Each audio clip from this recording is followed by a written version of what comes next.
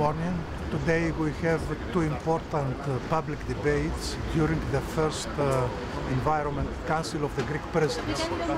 In the morning we will discuss the future energy and climate change framework until 2030.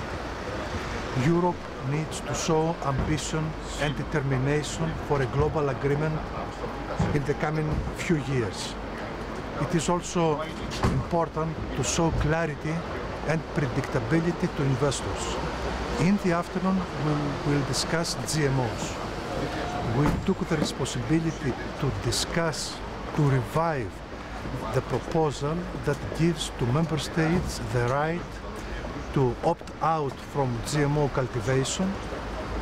2 years after the last attempt, we hope that at this time we can reach to an agreement by June. Thank you.